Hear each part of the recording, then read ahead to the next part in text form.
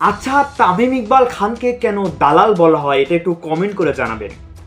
আপনারা জানেন যে আমিনুল ইসলাম বুলবুলের নেতৃত্বে বর্তমানে যে বিসিবি বোর্ড রয়েছে সেটা ভেঙে দেওয়া হচ্ছে, নতুন করে সাজানো হচ্ছে বিসিবিকে। মানে আপনারা জানেন যে তামিম ইকবাল অনেক দিন আগে থেকে যে বর্তমানে যে নির্বাচন বোর্ড রয়েছে সেটা যখন নির্বাচন হয় তখন থেকে এই তামিম ইকবাল এই বোর্ডকে অবৈধ বোর্ড বলে চলে আসছে। কিন্তু সরকার বদলের আগে, এই নির্বাচিত সরকার আসার আগে তামিম কিছুটা নিশ্চুপ থাকলেও কিন্তু গতকাল দেখা গেছে ভিন্ন চিত্র। তামিম ইকবালকে আন্দোলন করতে দেখা গিয়েছে এই অবৈধ বোর্ডের নির্বাচনের বৈধতা বাতিল নিয়ে। মানে এই আমিনুল হক বুলবুলের এই বোর্ড আর থাকছে না। আপনারা জানেন যে যখন নির্বাচিত হয় বা নির্বাচন হয়, যখন এই আমিনুল হক সভাপতি নির্বাচিত হয়, সেই নির্বাচনে অনেকগুলো ক্লাব কিন্তু এর বিরোধিতা করেছিল এবং তারা এই নির্বাচনকে অবৈধ হিসেবে চিহ্নিত করেছিল। সেই ক্লাবগুলো একত্রিত হয়ে আবার আন্দোলনের মাঠে ফিরে এসেছে।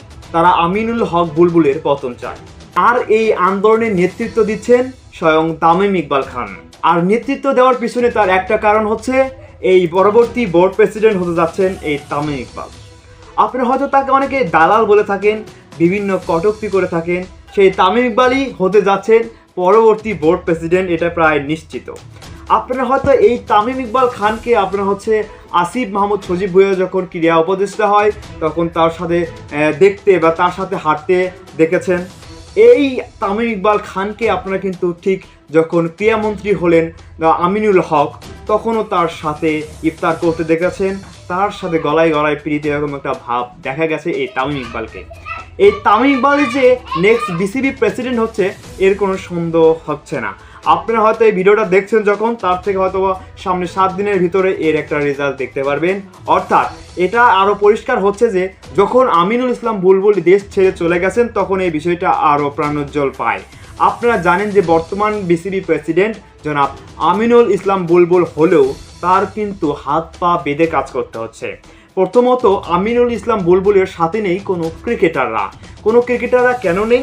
এই আমিনুল ইসলাম বুলবুল এবং সাবেক ক্রীড়া উপদেষ্টা ডক্টর আসিফ নজরুল মিলে তাদেরকে বিশ্বকাপ খেলতে দেয়নি। আর এই বিশ্বকাপ না খেলতে দেওয়ার যে প্রতিবাদ স্বরূপ তারা আর আমিনুল ইসলাম বুলবুলকে তারা আর বোর্ড প্রেসিডেন্ট হিসেবে দেখতে চায় না। এটা ক্রিকেটারদের মনোভাব। আর ক্রিকেটারদের অধিকাংশ 60 থেকে 70% চায় তামিম ইকবাল খান তাদের সভাপতি নির্বাচিত হোক এবং তামিম ইকবাল খান এই দেশের ক্রিকেটে আসলে ক্রিকেটের উন্নতি হবে।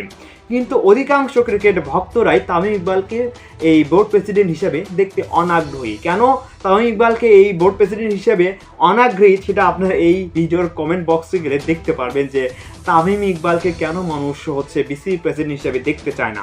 এখানে যদি সাকিব আল হাসান, এখানে যদি মাহমুদুল্লাহ রিয়াদ কিংবা মাশরাফির মতো, মুশফিকের মতো খেলোয়াড়রা যদি বোর্ড সভাপতি হওয়ার জন্য এরকম দৌড়ে থাকতো, মানুষ এখানে লাভ রেটের বন্যা বয়ে দিত, মানুষ এখানে কমেন্টে হাজারো ভালোবাসা ছুড়ে দিত।